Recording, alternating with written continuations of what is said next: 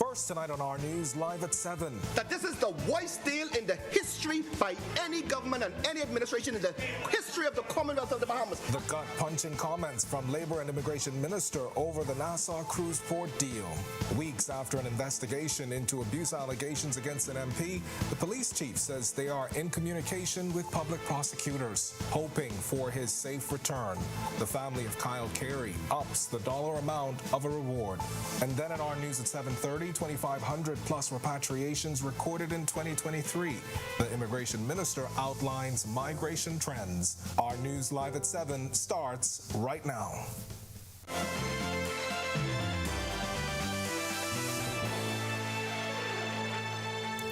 Welcome to Our News Live at 7. Thanks for joining us tonight. I'm Kendino Knowles. Shocking revelations in Parliament this morning about the Nassau Cruise Port as the Immigration and Labor Minister claiming the former government broke the law.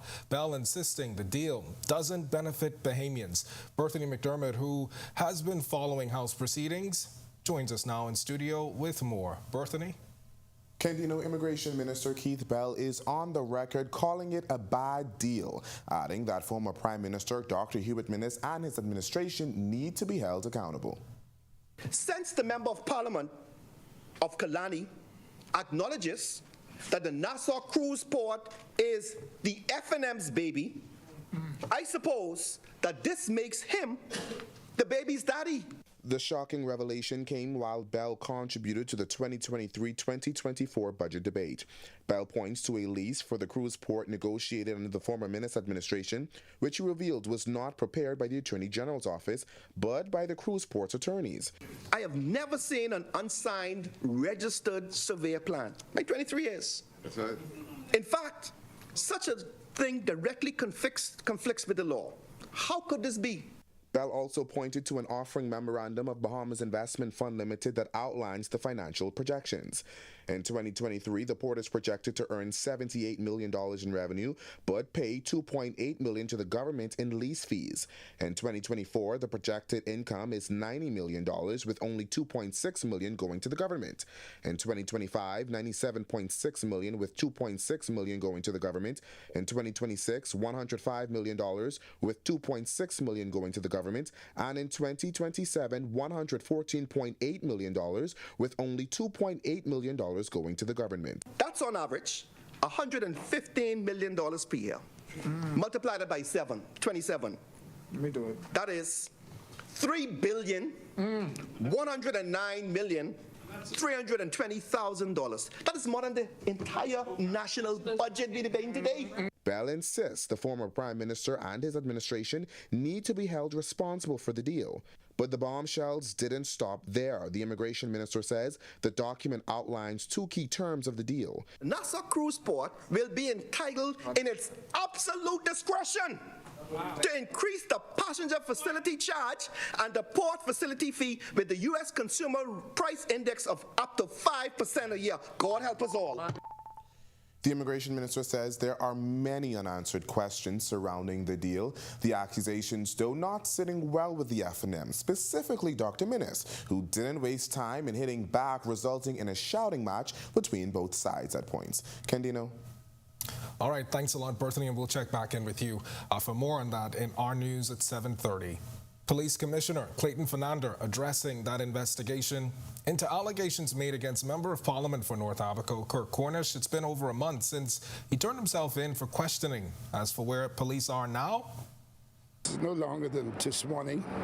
I've met with my legal team and we are in communication. The legal team is in communication now with our DPP office. So just stand by and results will be out shortly. You're able to give a timeline? Maybe? I won't give a timeline. I don't believe in giving timeline on investigations because there's so much different lines of inquiries that you have to do. Sometimes you think it's the end, and then some other lines of inquiries comes up, and you have to follow that lead. Now, the commissioner emphasizing the investigations are ongoing, and he says police remain in contact with public prosecutors. Well, I wouldn't say they're complete, but we are communicating the police legal department. We have a legal office and the DPP office. We are in communication. And the Court of Appeal has deducted almost 3 years from the 10-year sentence handed to a man who raped a woman at Potter's Key and threw her overboard. El Sharico Sherman took a plea deal in the case last November and was sentenced to 10 years. However, the 2 years, 11 months, and 22 days that Sherman spent in pre-trial detention wasn't deducted from the sentence. Sherman filed an appeal to have his time on remand deducted from the sentence. Sherman had accused the woman of stealing drugs before he carried out the violent attack on November 11th in 2019. His naked victim clung to a boat and remained in the water for 5 hours before she was rescued. To read more on that, you can head over to ournews.bs. The reward for any information leading to the return of missing 20-year-old Kyle Carey has increased to $15,000. While there's no update on his whereabouts, and he's been missing now for over a month, his family saying they're grateful for the donations that's led to the reward increase. We have gotten tremendous support from generous people and also organizations. Consequently, we were able to increase the reward amount to $15,000. We hope that this would motivate someone to come forth with information. Kyle's case has dominated headlines, but the Carey family say they want the public to remember that those missing cases that may not be as publicized. We know that there are other missing persons out there, so let's keep them in our prayer as well, because there are other families who is hurting for their loved ones that went missing. So as you pray for me, you pray for those people as well. All right, we've got much more to get to, but for now, it's time for your first look at temperatures. Meteorologist, forecaster Ian McKenzie. He's standing by in the Weather Center. Ian? Thanks, Gindino, and good evening, Bahamas. Here's a first look at weather for this evening. Currently outside our studios, we're under mostly fair skies with a temperature of 85. Our winds are out of the east-southeast at 8 miles per hour with a feels-like temperature of 83. Current temperatures across the country right now in our nation's second city, Freeport. We have 85, 84 in Marsh Harbor, Abaco, a pair of 85s in Allenstown, Bimini, and Great Harbor Key, 85 also in Nicholstown, Andros, and the capital, and 83 in Governor's Harbor. In the central Bahamas, we have 85 in Kemps Bay, Andros, 83 in Arthurstown, Kid Island, a pair of 84 in Georgetown and Coburn Town, San Salvador, and 84 also in Deadman's Key. In the southeast Bahamas, we have a pair of 84s in Duncantown, Ragged Island, and Delectable Bay, Auckland, and 84 also in Colonel Hill, Crooked Island. We have 85 in Abraham's Bay, Mayaguana, and a pair of 86 in Matthewtown, Inagua, and Providenciales, Turks and Caicos. Taking a look at our satellite and radar imagery at this time, not much in terms of clouds or any showers across our area, and this is all courtesy of a broad high-pressure system that will be the dominant weather feature over the next several days. Stay tuned, more weather is still to come. Still to come on our news, the head of the University of the Bahamas resigns, citing personal reasons. Riding high on 50 new bikes. We'll tell you the latest fleet expansion for traffic police. And speaking of traffic safety, the main focus of an international road conference in tonight's Work in Progress segment when our news returns. The 6th edition of the Bahamas Games are on the way. July 7th through the 15th. Get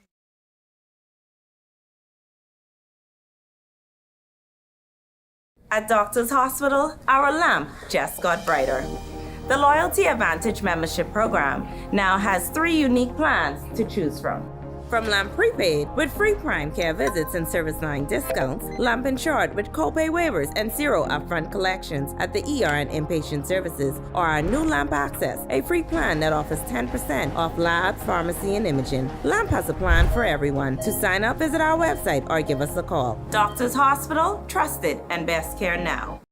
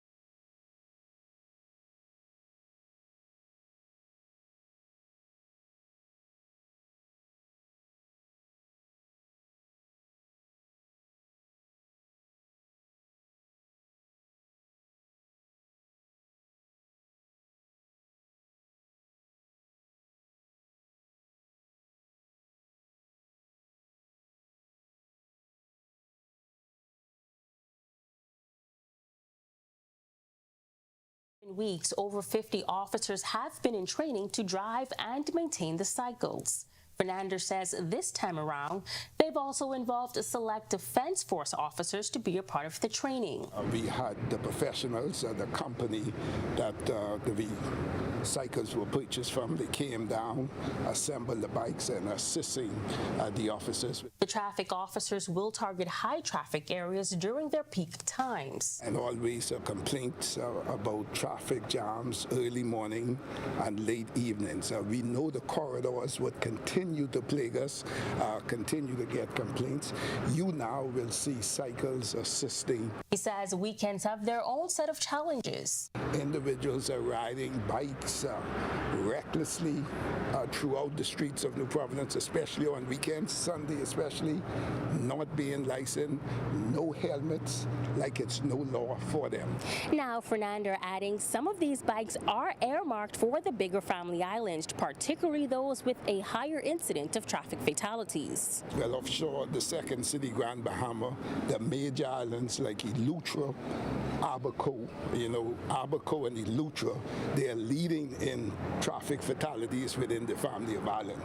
The top cop could not give an exact figure for the purchase of the motorcycles, simply saying it was hefty within the millions. Reporting for Our News, I'm Megan Shepard. All right, thanks a lot, Megan. Well, the Bahamas is serving as host for an international congress, which will look at the way we traverse our streets. Our Joshua Williams has the details in tonight's Work in Progress segment.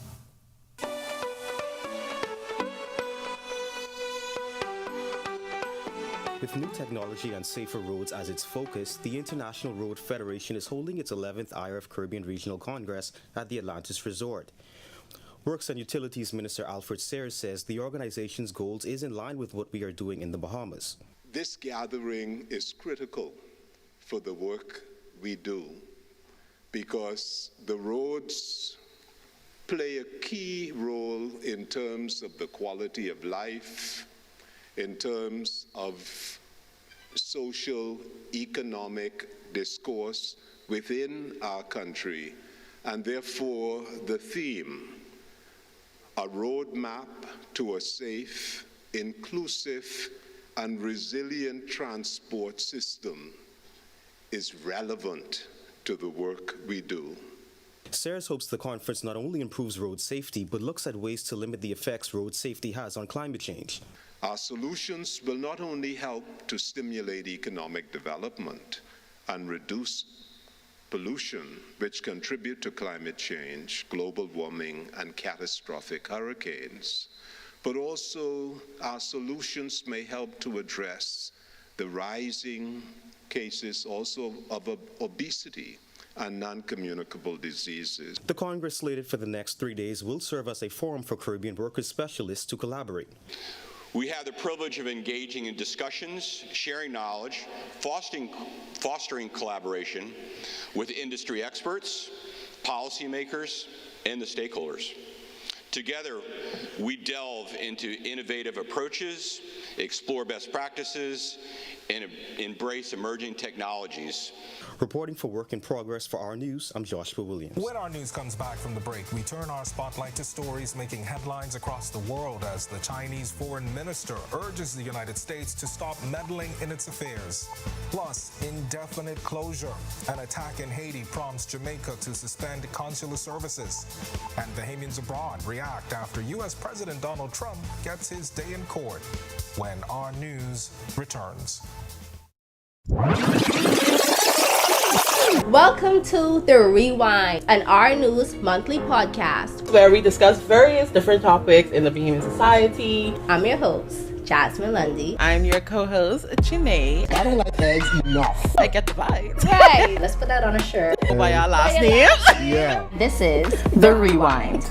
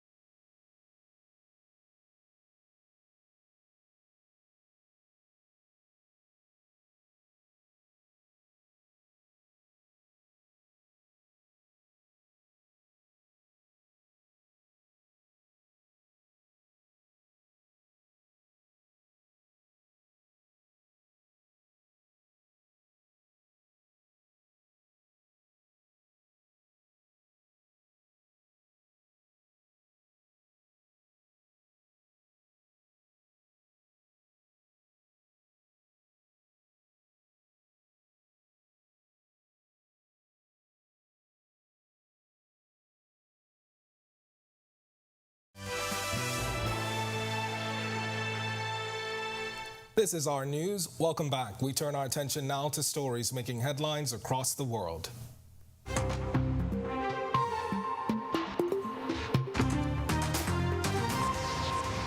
The United States played down expectations of any breakthrough from the first trip by a U.S. Secretary of State to China in 5 years. This after a tense call with China's foreign minister ahead of Anthony Blinken's visit to Beijing next week. Chinese Foreign Minister Gang Qing urged the United States to stop meddling in its affairs and harming its security in a call with Blinken on Wednesday. He said it should respect China's core concerns to stop declining relations between the two countries. U.S. officials said Blinken would push to establish open communication channels to ensure competition with the Chinese does not spiral into conflict. Jurors in federal court have awarded $25.6 million to a former Starbucks regional manager who alleged that she and other white employees were unfairly punished after the high-profile arrest of 2 black men at a Philadelphia location in 2018.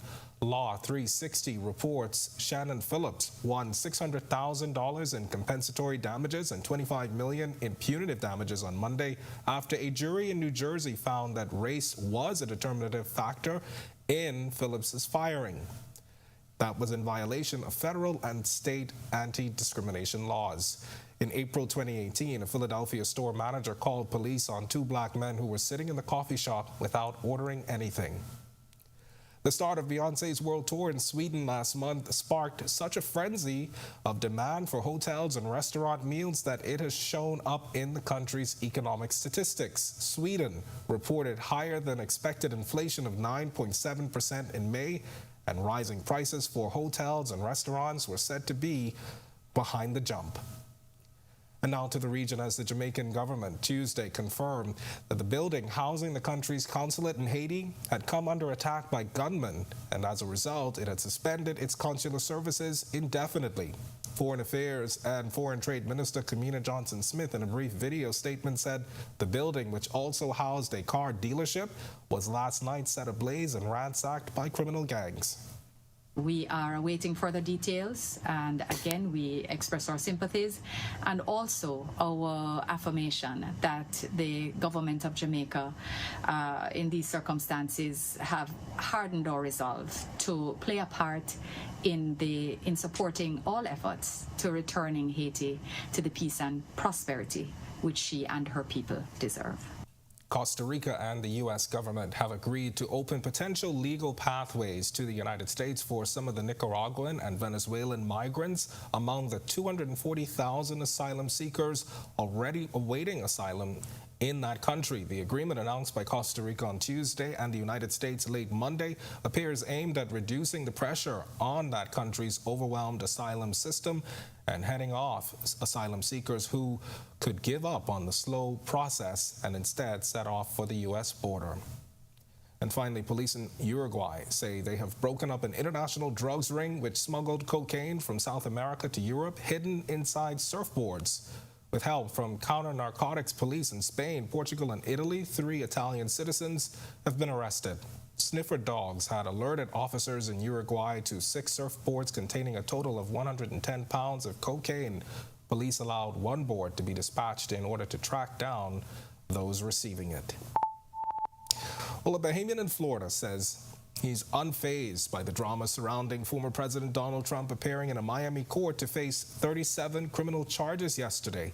Tony Grant Jr. is a Bahamian who lives in South Florida. While he says he was well aware of the drama surrounding Trump's historic court appearance, the demonstrations in support of Trump's that happened despite it, there was very little impact on his daily operations. I wouldn't call it unrest at the moment. I think I would call it demonstrations. You know, people are demonstrating. They're trying to show their support in any way possible. This is no more memorable than when Obama was elected president. I was here for that in 2008. And so, you know, it really just feels like a normal day. Just yesterday, Trump pleaded not guilty to 37 charges of alleged mishandling of classified documents. U.S. media calling it controlled chaos. And while he was not impacted by the demonstrations, Grant did give his take on the matter. Over here in the States, you have several demonstrations going on every week, and it may not all be in support of Trump. It may be in support of a cause, or environmental health, or they have different racism, to fight or combat racism. LGBTQ Pride Month is here, and so you have a lot of people demonstrating. When our news comes back from the break, the 2022 airlifting of a patient suspected of having monkeypox in Today in History. And then in our news at 7:30, solving the ongoing unrest in Haiti. The many solutions the Prime Minister says are being discussed. And a government lawmaker claims a cruise port blunder, but the opposition questions why they didn't cancel the deal. The rowing on the House floor when our news returns.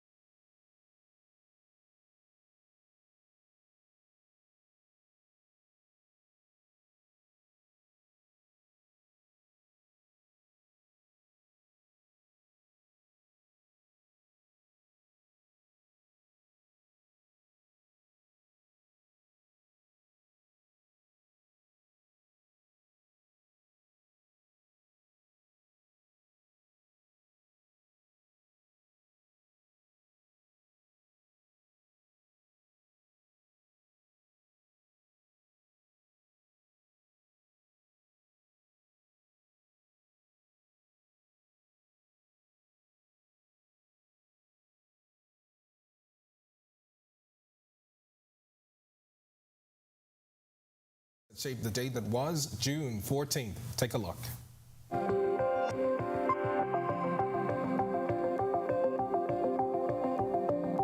On this day in Bahamian history in 2014, as tensions rose between the Bahamas Electricity Corporation and its workers' unions, then Chairman Leslie Miller dared the bargaining agents who had been threatening industrial action to strike. Ask him why he didn't walk off.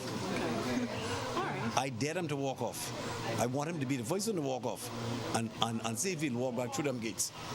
Tell him walk off. Him and all of them. Tell him walk off. Since February of last year, there was a challenge where, as per the contract, we're not being paid.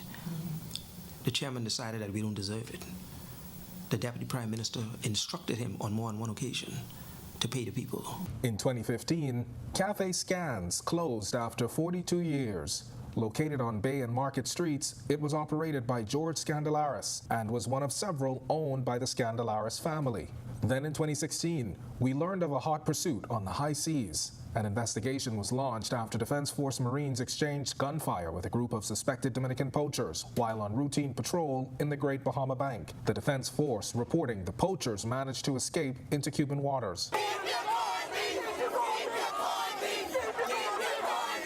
Those chatting protesters marched in Rawson Square in 2018, opposing a proposed increase in value-added tax and a sliding scale tax for gaming operators. This is a clear demonstration that the Bahamian people are out here suffering.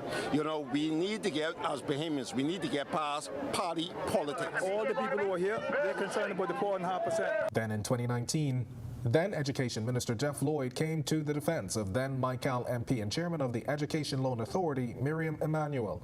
who stumbled repeatedly in the House of Assembly while trying to say $7.41 million. It's a blunder that made its rounds on social media with tons of memes and comments mocking her performance. Everybody is strong behind the internet. A lot of people won't come out and face the cameras and say what they have to say to somebody's face. Then June 14, 2021, during debate on a new fiscal budget, Member of Parliament for Marco City Michael Pintard describing the execution of the controversial Oban deal as clumsy. In 2018, government held a ceremonial signing with Oban Energies for a $5.5 billion oil refinery and storage facility on Grand Bahama. Then Prime Minister Dr. Hubert Minnis later admitted there were missteps. Rookie's mistake. The Prime Minister got it. But was there a concoction of nonsense? Absolute nonsense. I, Neil Brathwaite. That was the 2021 swearing in of Neil Brathwaite, who became the newest Supreme Court justice at the time. He had previously served as a Crown prosecutor in the Attorney General's office.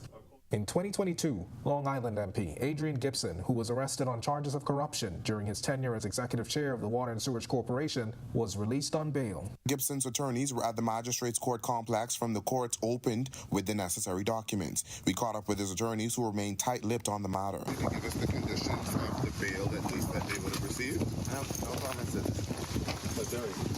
Do you think this is still a campaign smell or political targeting? No comments. Will they be released soon? And finally, in 2022, a patient who was suspected of having monkeypox was airlifted out of the country.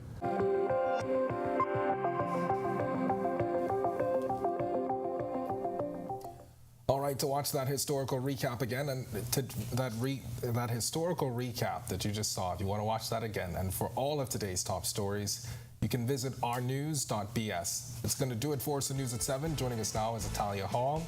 She's got the latest headline. I had a tongue twister there.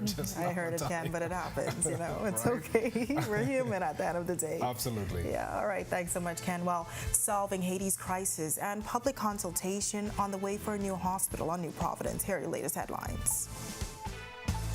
Looking for a resolution. First tonight on Our News Live at 7:30, we get insight from the nation's leader on that CARICOM meeting with Haitian leaders in Jamaica. And I don't know that there's any appetite for any of the superpowers or anyone to put boots on the ground at this time. We think it should be a Haitian solution.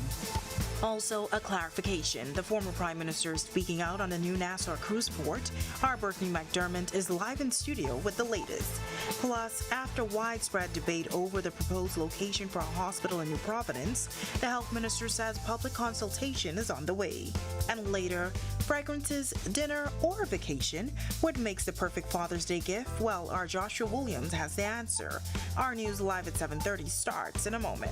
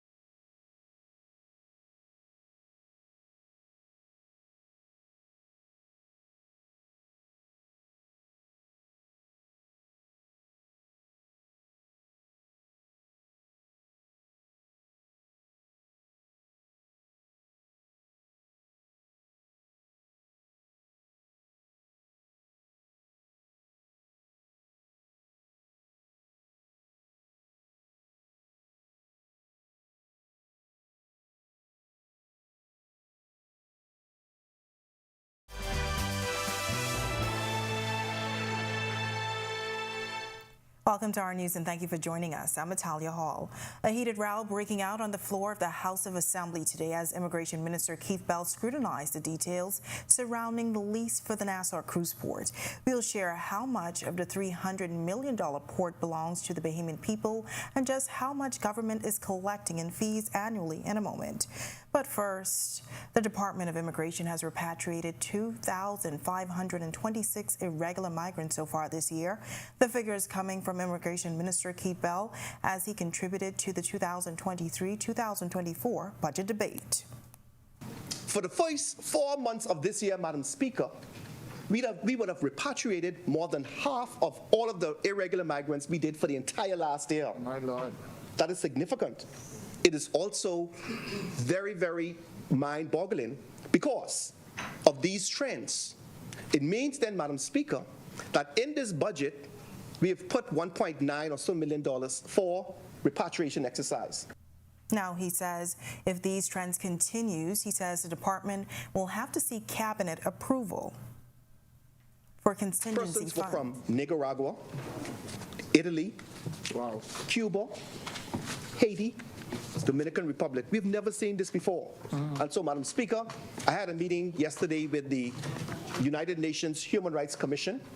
I also had a meeting last week with the International Organization for Migration, and they have sought to partner with us to ensure that these trends, where we see a mixture, a divergence of nationals from various countries, that be able to seek to address it. While Prime Minister Philip Davis says he's not sure there's any appetite in Haiti for boots on the ground from international superpowers, he says the meeting between the CARICOM Eminent Persons Group to Haiti and Haitian stakeholders in Jamaica had a focus on finding solutions for the country.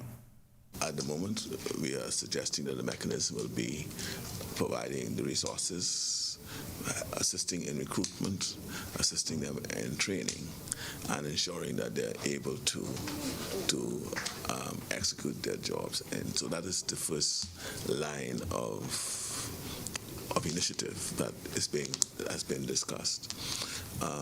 We're hoping that boots on the ground will not be necessary, and I don't know that there's any appetite for any of the superpowers or anyone to put boots on the ground at this time.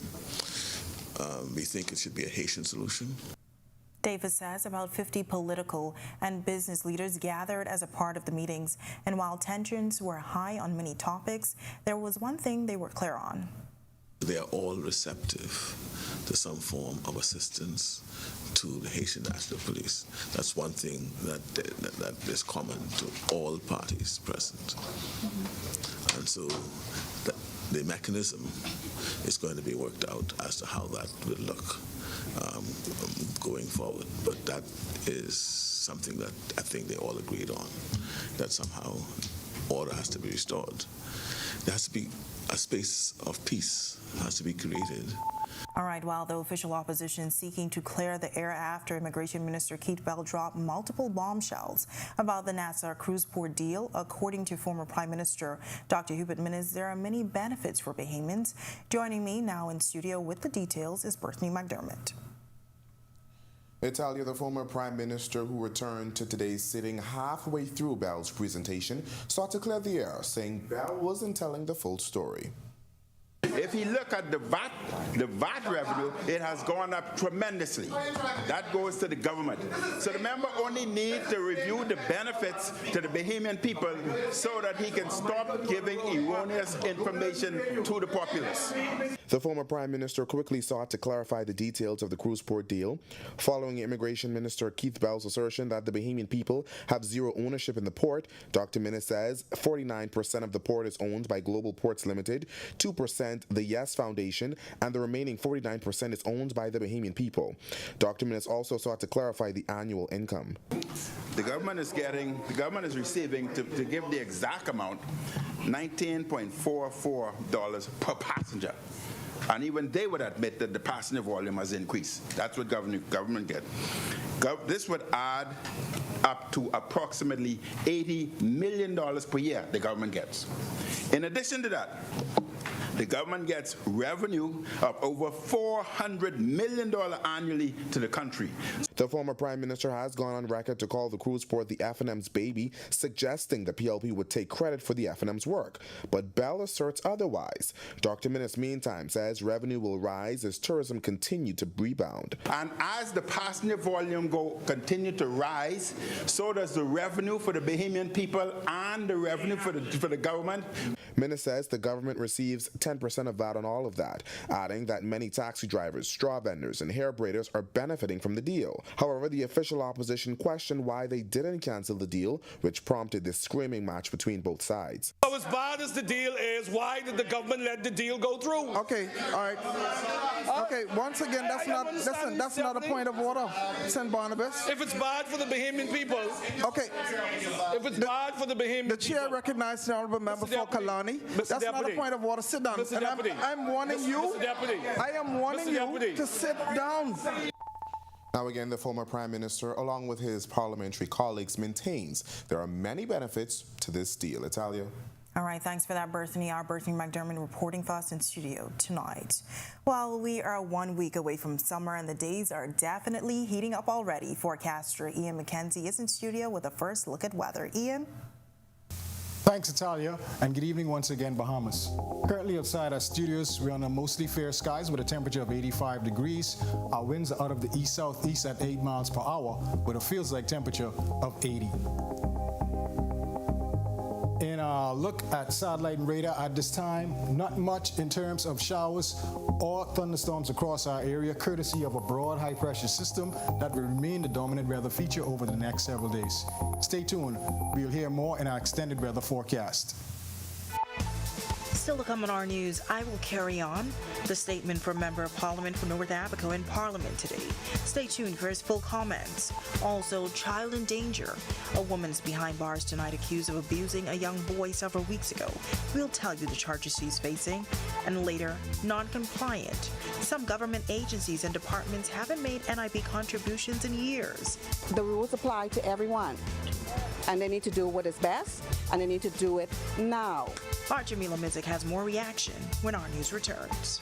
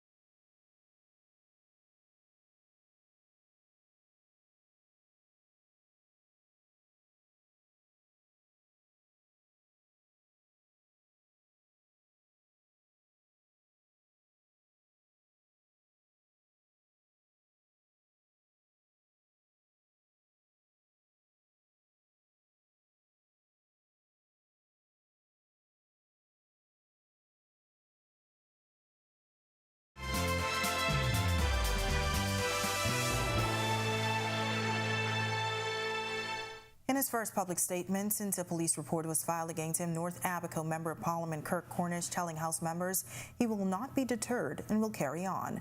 Now, back in May, Cornish turned himself in for questioning and was taken into police custody in relation to allegations a woman made against him. He was released that same day. While not speaking specifically about the matter, Cornish said he remains focused. I am still focused on the purpose for which I was put here. Though sometimes the storm clouds may rise, I believe that with God's help and the leadership of this great party, the Bahamas will move forward. We will not be distracted. I will not be distracted, and I will not be silenced. Abaco will move forward with the rest of the Bahamas. Well, a woman who allegedly sexually abused a schoolboy is behind bars.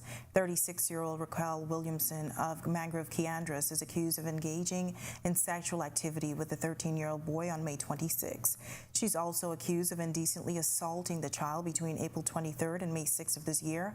Williamson wasn't required to enter pleas to the charges of unlawful sexual intercourse and indecent assault when she appeared before Magistrate Samuel McKinney. Bail was denied and she returns to court on September 11th to receive voluntary bill of indictment papers. Bahamians sounding off over the shocking revelation that some government agencies have not been paying NIB contributions in years. Jamila Mizik has the reactions. Government must be held accountable is the consensus of many residents I spoke to today. They agree with State Minister responsible for the National Insurance Board, Miles Larota, who is calling for compliance from government agencies. That's a very serious problem. And if there are consequences for the private businesses, it also needs to be applied to them. You can't just do for one and don't do for the other. Well, that would be the government working against themselves. The government is the lawmaker, the policy maker, and they should lead by example. Now, the people feel like if the government could do it and get away with it, then why can't I? So the government needs to be the pace setter and need to set the example right in our country. There's no way the government should be over NIB. And as residents and businesses brace for an NIB rate increase in July 2024, these residents believe the lack of payments is all a part of the problem. That's one of the reasons that we find ourselves in the position that we're in now, because everybody is not conforming to the rules. And that's why we are having a serious problem in deficiency in our funding. Okay, and it doesn't matter which government in power, the rules apply to everyone. You know, I would hope that in years to come something would be there for me on my retirement, but if you were to track the records back for monies that have been owed by this administration and previous administration, it's in the billions, I would believe. And so if they can collect that, then I don't think we would need to see an increase. Reporting for Our News, I'm Jamila Mizik. All right, thanks, Jamila. And we are learning the Ministry of Health and Wellness has confirmed a case of monkeypox. In a statement released this afternoon, the ministry said monkeypox was confirmed in a 31-year-old New Providence man. It added the patient has no significant medical or travel history, but began experiencing symptoms on June 1st. Now, the patient went to a doctor and was placed in isolation before testing confirmed his monkeypox diagnosis. Symptoms of monkeypox include skin rash, lesions, fever, headache, backache, and chills, which can last for 2 to 4 weeks. The death rate associated with the disease is low, ranging between 3 to 6%. Health Minister Dr. Michael Darville says there will be meetings with members of the community near the 50-acre property selected for the new hospital in New Providence. The property sits near JFK's six-legged roundabout in the area of Propal Track. Darville's response came after it was suggested some residents aren't excited about the prospect of a new hospital. As we begin now to move closer as it relates to the construction, there would have to be meetings with the various communities that are in close proximity. But I want to make it very clear, there's very few places where you can find 50 acres of land away from everything that is not in wetlands. And so to put the hospital, our health planners have to look at the various connections with major highways to get access in a very quick fashion to a hospital. We will definitely have town hall meetings. I'm so pleased that the geotechnical studies, the environmental impact assessment, the topographic studies is clearly in favor of that location. Darville says the choice of land will improve ease of access, thanks to it being linked to many of the country's main roads and highways. Still, he promises there will be consultations with the community before there are any shovels in the ground. Once we finalize the source of funding, before any shovel is in the ground, there will have to be consultation with the communities in close proximity. But I want them to know that we have a substantial amount of land. We have enough land that we believe it will not have any sort of negative impact to the community. There will be easy accessibility. The accessibility will be from a main highway and not through side corners, and the list goes on. So I will speak more to it in my budget presentation. When Our News comes back from the break, have you already decided how you will spend Father's Day with your dad? Our Joshua Williams speaks with a family business about some ideas for the perfect gift. The Swim Nationals are all set to begin tomorrow, and a beach fun run walk is scheduled for this weekend. Don't go anywhere. We'll be right back with some sports. In just 1 week, summer will officially start, but the hot temperatures are already here. Forecaster Ian McKenzie is back in the Weather Center right after this quick break. Stay with us.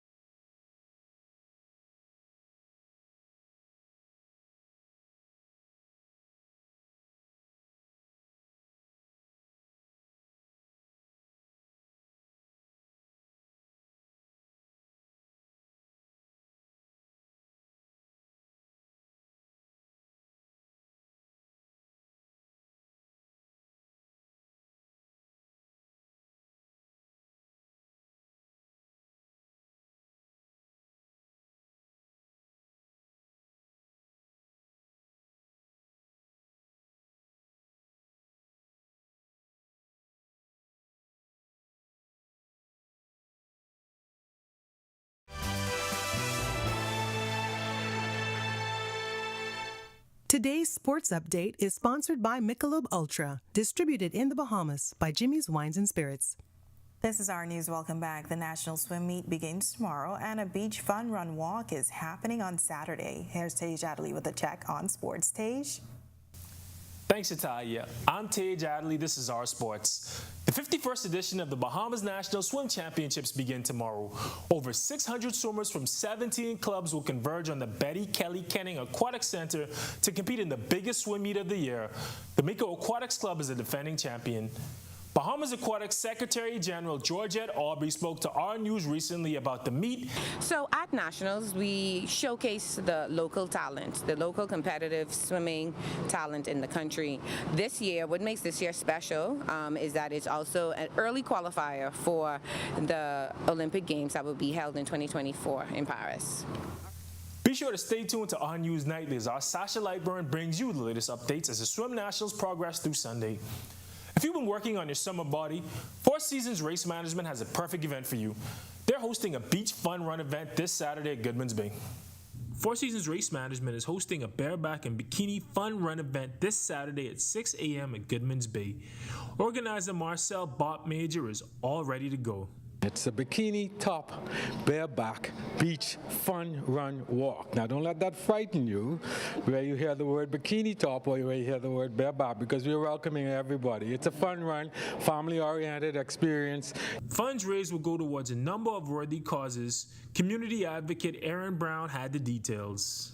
We have various supported programs, from the Disabled Access Breast Screening Program, where we provide disabled women access to mammograms. We have the Children's Voices, where we have at-risk youth who participate in art and literacy, and that includes our youth with disabilities.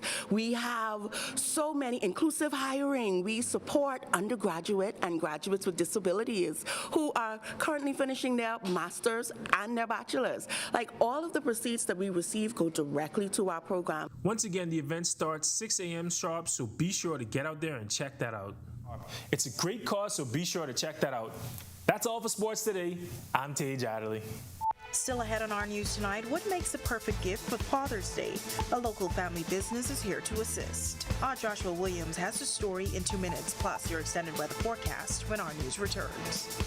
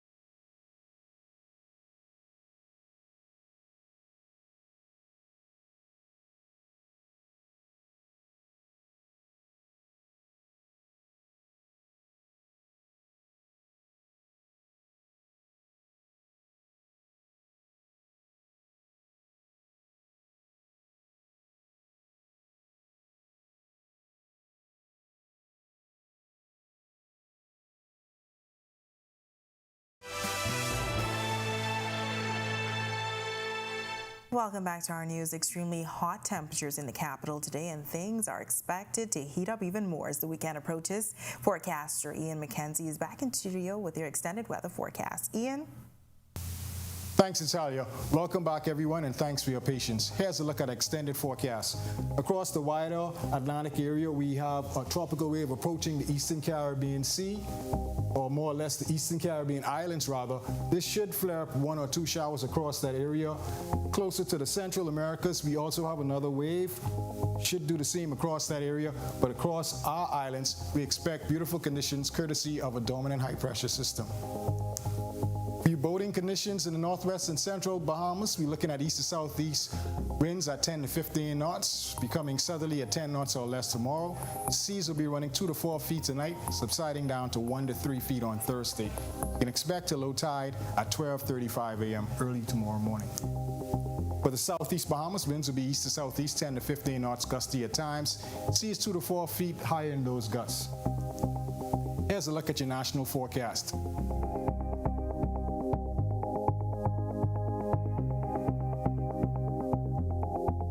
And in your extended forecast, we may see 1 or 2 showers pop up tomorrow. Not much of a concern, but take a look at Friday through Wednesday. We expect mostly sunny conditions. However, on Sunday, Father's Day, we may see an early morning shower pop up here or there. Outside of that, not much of a concern. We expect those highs to get up into the low 90s, with the lows dipping down to the mid to upper 70s and even possibly 80. That concludes your forecast. Have a great evening, everyone. All right, thanks, Ian. Well, the countdown is on to Father's Day, and with many of you looking for that perfect gift, our Joshua Williams shows you how you can combine all of your father's favorite things into one present. Let's take a look. Many find it difficult to buy gifts for men, and with Father's Day fast approaching, you may be wondering what makes the perfect Father's Day gift. Shirts, hats, watches, or even a strong drink may cross your list. Well, today I learned how I can package all of the above to make the perfect Father's Day basket. Getting started, we get started with our stuffing. Right there you can see we got some newspaper at the bottom. The second step we'll be doing is putting in our fill. So this is for the bottom. I get my hands dirty, man. Let's do it. Let's do it. Help me out there again. Call this fill? I mean, it's just stuffing, whatever else. You don't have to get too much. The next step involves placing the items in the basket, emphasizing placement for presentation. For the shirt, normally we try to fold it a little small so that it'll fit. Some adjustments when it comes to this basket. Yeah. Like you're rolling up in a suitcase? Yeah, and then you just try to put it in there so that the persons can see. You want them to see. You want them to see what they're getting in the basket. Now we're looking good. Yeah, you can let. And then we'll probably put the hat to the back. After walking me through the process, the basket was disassembled so that I can try on my own. That's good.